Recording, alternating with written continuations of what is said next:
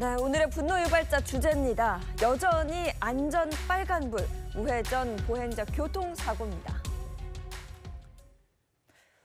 이거 거기서 그냥 잠깐 섰다 가면 되는데 여전히 그냥 쌩 하고 가는 운전자들이 많다는 얘기입니다. 네. 이번 안산 사고와 비슷한 사건이 또 있었죠. 또 있었습니다. 지난해 3월이었죠. 자전거를 타고 인도를 달리는 15살 A군.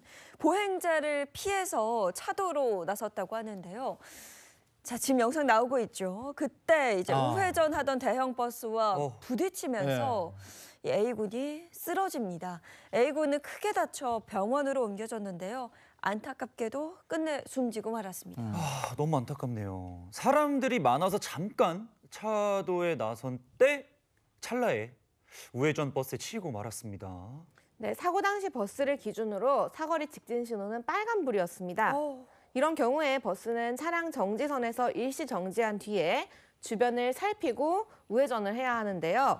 CCTV를 확인한 결과 버스는 그대로 멈추지 않고 바로 우회전을 했습니다. 사고를 낸 60대 버스 운전자는 A군을 보지 못했다고 진술하고 있는 상황입니다. 저 버스의 경우에는 운전석이 높잖아요. 그러니까 당연히 저 자전거를 탄 그 소년이 보이지 않았을 텐데, 야 이거 저기서 잠깐만 좀 멈춰 섰다가 서행했으면 그렇죠. 보였을 수도 있거든요. 네. 너무 안타깝습니다. 네, 물론 운전자하고 보행자 모두 주의를 해야겠지만 버스의 경우에는 신호에도 주의를 하고 또 보행자 보호에도 신경 써야 되는 의무가 두 가지가 다 있습니다. 2년 전 청주시의 한 사거리에서 이런 일도 있었는데요. 함께 보실까요?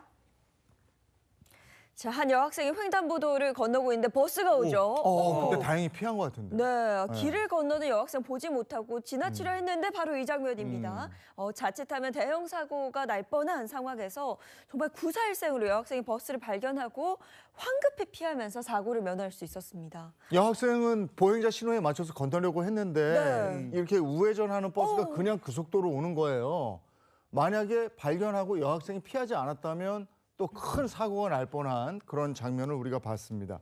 근데 요즘에 길을 건널 때 그러면 안 되지만 이 폰 보면서 가는 분들 많아요. 네. 근데 저런 경우가 닥쳤다. 이러면 그냥 큰 사고로 이어지는 거 아니겠습니까? 저 여학생이 핸드폰을 보지 않고 있었기 때문에 사고를 면할 수 있었던 거죠. 물론 버스도 너무 잘못했고. 네, 맞습니다. 근데 이건 정말로 버스 기사가 여학생일 때 감사해야 될 것 같아요. 이게 피해자가 피해서 사고가 안 난 건데 정말 10년 감수했습니다.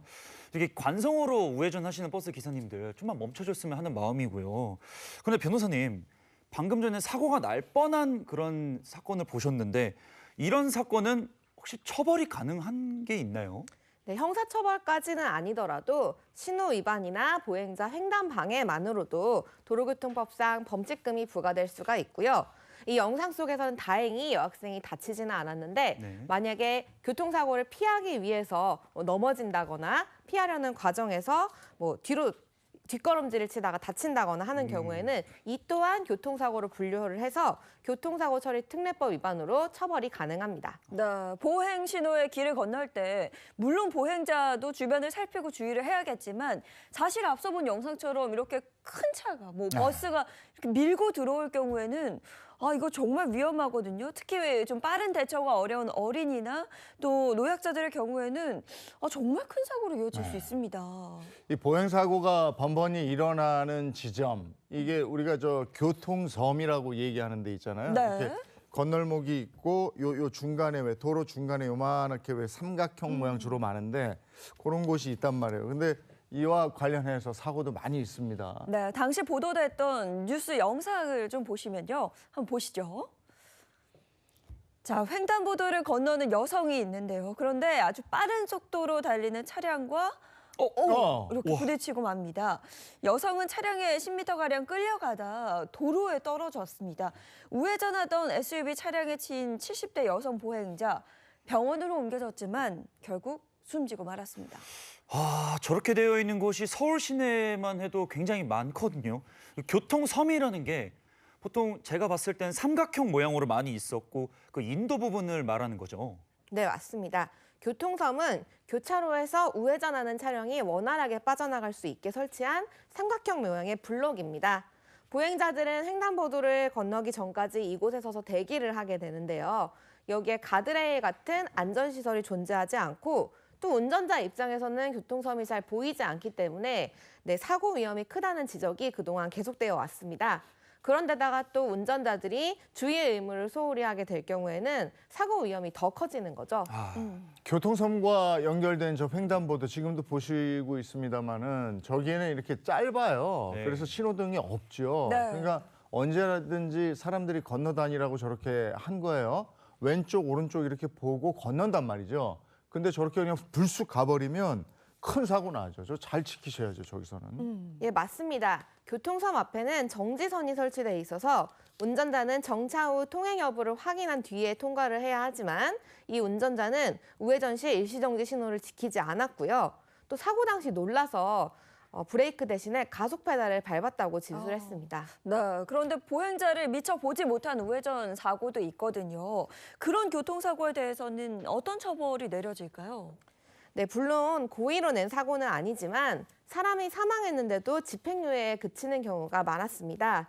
2019년 수원에서 시내버스를 몰던 중 우회전하다가 횡단보도를 건너던 60대 여성을 치어 숨지게 한 버스기사 A씨는 기소된 후에 금고 1년에 집행유예 2년의 판결을 받았고요.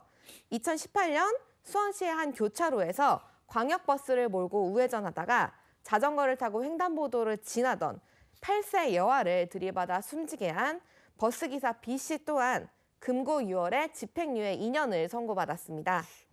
그리고 또 지난 23년 횡단보도를 건너던 20대 여성을 미처 발견하지 못하고 들이받아 사고를 낸 레미콘 기사에게도 금고 6개월에 집행유예 1년이 선고되었습니다. 이거 지금 이야기를 보니까 피해자가 사망을 다 했거든요. 그런데 다 집행유예 판결이 나왔네요. 네, 보통 이제 범행을 반성하고 있고 유족과 합의했다 이런 이유로 집행유예 판결이 내려지는데요. 물론 고의 사고는 아니었긴 하지만 합의만 하면 집행유예가 나온다라는 일종의 공식이 만들어져 버려서 이것이 운전자들의 도덕적 해이를 부추기는 게 아닌가라는 지적이 있습니다.